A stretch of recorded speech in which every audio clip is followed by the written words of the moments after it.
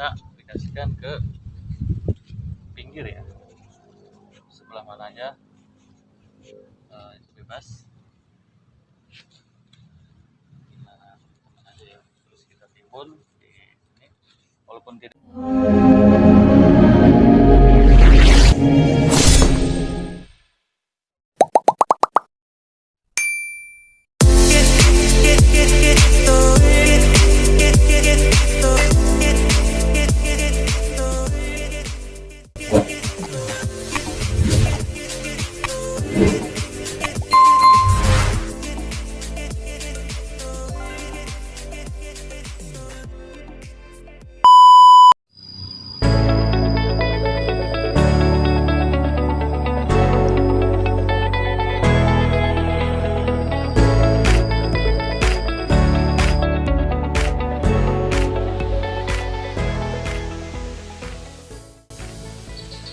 Bismillahirrahmanirrahim. Assalamualaikum warahmatullahi wabarakatuh. Selamat sore sahabat subscriber petani muda Narimang Mulia. Salam sejahtera petani muda Narimang Mulia dan salam sejahtera petani seluruh Indonesia. Oke sahabat, bagaimana kabarnya? Mudah-mudahan baik-baik saja ya di hari ini. Sampai seterusnya saya doakan semuanya sehat-sehat, beri rezeki yang banyak, serta yang sakit disembuhkan dari penyakitnya, yang sehat terus beraktivitas seperti biasa ya. Oke sahabat subscriber, tidak panjang lebar, mungkin sahabat subscriber yang memang benar-benar sahabat-sahabat subscriber petani muda Narimang Mulia selalu menyaksikan dari awal saya bikin konten, mengedukasikan, bukan edukasi sih ya, tapi berbagi pengalaman gitu ya, berbagi pengalaman tentang ya pertanian di lahan kami ya. Nah, mungkin yang pertama, mungkin di yang konten-konten yang terdahulu saya menanam dalam tanaman yang buah-buahan ya, dari rambutan ya, terus apalagi tuh nanas, segala durian, dan sini-sini palawija seperti cabai gitu kan, jagung yang gagal itu ya.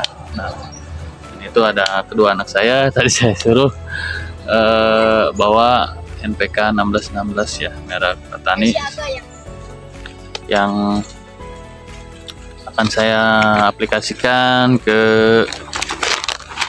media ya, bukan ke media ya, ke pohon, bukan pohon juga ya, rambat. Nah di sana guys kawan ya, itu sekarang kita sedang menanam timun 8 atau timun hijau ya, yang merek Mira. Mungkin merek Mira itu sendiri entah, belum saya lakukan evaluasi sih, apakah merek Mira ini standar ataupun kurang bagus ataupun apa. Soalnya dalam presentase kehidupannya itu mungkin di 80% itu satu pak itu bisa hidup ataupun tumbuh seperti yang di depan ini ya, dan sisanya itu pada mati. Ada yang hidup tapi lama-lama busuk, mungkin itu dari faktor kesalahan kita perawatannya ya. Tapi kalau untuk yang tidak hidup sendiri sekitar ada 10% sampai 15% dari satu pak itu ya. Jadi mungkin ini satu pelajaran juga buat saya dan kawan-kawan semuanya, agar lebih berhati-hati lagi dalam memilih benih ataupun bibit tanaman ya. Karena untuk memperkecil kesalahan ataupun kekurangan ya, itu kita terlebih dahulu untuk lakukan penyemaian. Karena ini saya tidak lakukan penyemaian, hanya saya melakukan perendaman seperti kalanya apa sih namanya, seperti saya menanam padi ya, semuanya juga tahu ya seperti itu ya, nanam padi. Jadi kita bukan disemai, namanya direndam dulu benihnya supaya berkecambah. Sudah berkecambah baru tebar ke lahan ataupun ke semayan gitu ya. Nah, ini saya tidak disemai karena ya menurut saya biar lebih cepat gitu kan istilahnya. Toh itu juga udah kelihatan bahwa itu tuh sudah jadi gitu kan, istilahnya sudah tumbuh. Akan tetapi apalah dikata gitu kan, istilahnya masih banyak mungkin dalam penaruhan ataupun peletakan si benihnya sendiri waktu itu si kecambahnya patah gimana kurang tahu juga ya. Jadi tapi seperti itu ya. Jadi kurang lebihnya intinya itu kita kalau tidak untuk mengurangi persentase kematian si tumbuhan apapun ini ya palawija, ya, harapnya disemai terlebih dahulu ya, mau di polybag mau di apa gitu kan, biar kita tahu nih pertumbuhannya seperti apa. Jadi kalau sudah ada daun 1 ataupun 2 gitu kan ya, 4 itu udah sangat tua, jadi udah sangat bisa ditanam di lahan gitu ya. Jadi dia sudah bisa survive di lahan bebas gitu kan. Oke, mungkin seperti itu ya.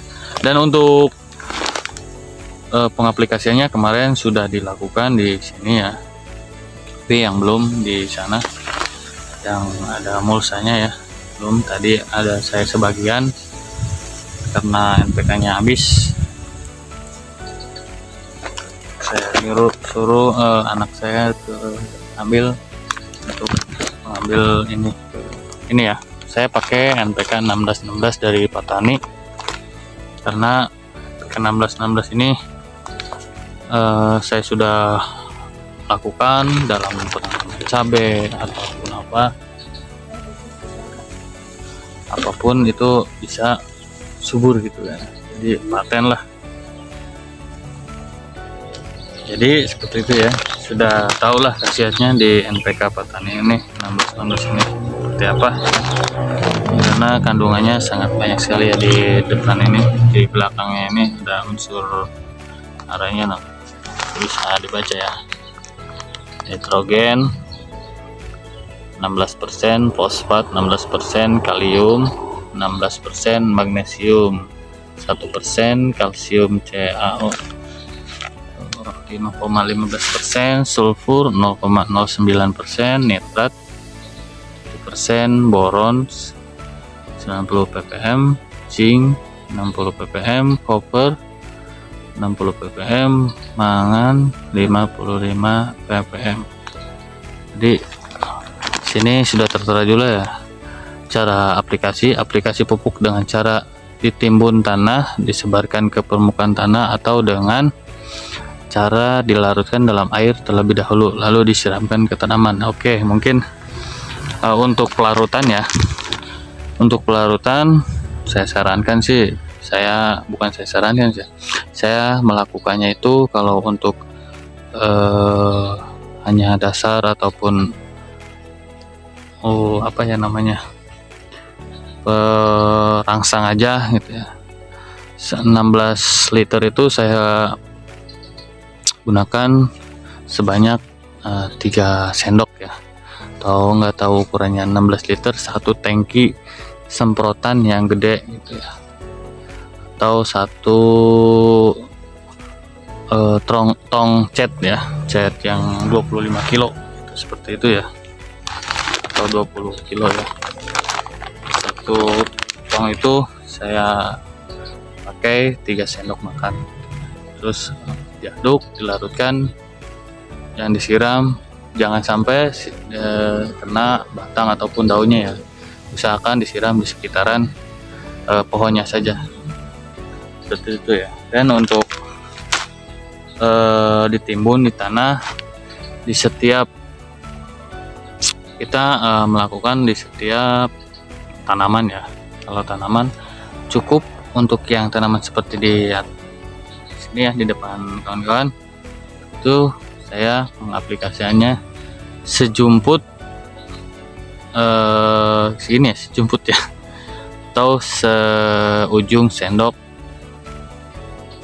makan ya, itu kita kasihkan di kiri dan di kanan sepohon gitu ya, atau di depan di belakang terserah, yang penting ada dua timbunan gitu ya, seperti itu. Dan saya lakukan di sana ya, di mulsa itu. Nah, kalau untuk disiram belum dikasih lubang buat penyiraman ataupun pengocoran itu ya, NPK. Saya kasih aja di setiap pokoknya 2 jumput gitu ya, kiri 1 jumput, kanan 1 jumput, seperti itu. Oke sahabat subscriber, kita jalan-jalan lagi di sini, kita selesaikan aja ya gitu. Seperti ini, ayo ke kamu. Saya contohkan untuk penerapan di mulsa aja ya.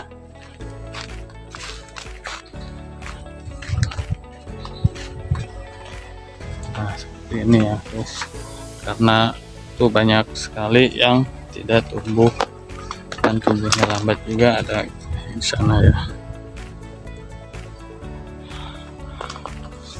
Nah kesalahannya mungkin saya tidak melebihkan si pinihnya gitu untuk pengayuman.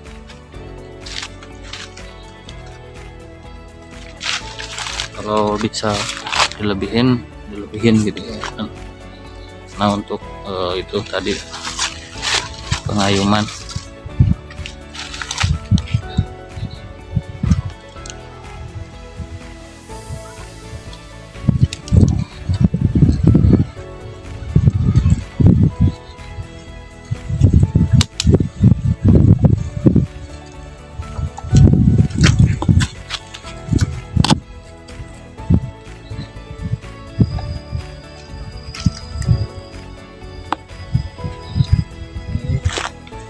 Nah seperti ini ya guys.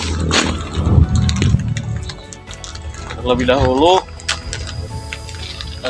kita kan ini belum saya ini dibenerin, karena untuk agar supaya tidak roboh dan tidak kena busa, karena busa itu panas sekali ya. Kalau sinar matahari ya panas, kalau kena pohon atau daunnya ya dia akan layu mati. Jadi kita ini ya dihulukan ke tengah ya, supaya si ininya daunnya lurus ke atas.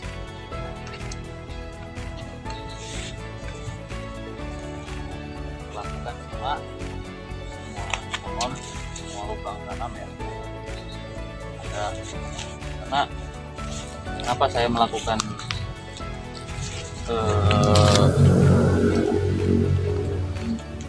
ini kenapa saya melakukannya tadi bocor gitu ya kan, karena itu belum ada lubangnya juga efisien. Kalau bocor kan pasti luber kemana-mana kan, sayang si unsur NPK nya itu sayang, karena seperti contoh di sana banyak sekali lubang-lubang yang tidak tumbuh ya di dalam ini sayang. Karena itu ya kasihnya seperti ini saja, jadi jemput seperti ini ya, jemput segini kita aplikasikan ke pinggir ya, sebelah mana aja jelas. Kita timbun, walaupun tidak ditimbun nggak apa-apa sih, karena ini ada mulsa ya. Jadi saya timbun karena saya tidak lari ke mana-mana ya. Yang penting jangan terlalu dekat ke mangkal tanaman ini ya, pohon si tanaman ini gitu ya. Ini ya, kita lakukan semuanya ya, semua tanaman tim.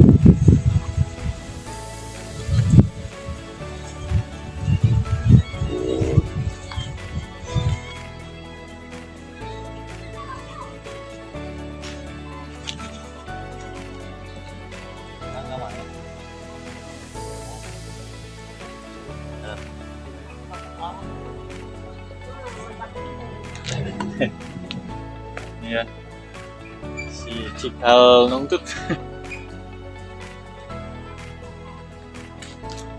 Ini guys, seperti itu ya. Nah, akan saya lakukan semuanya.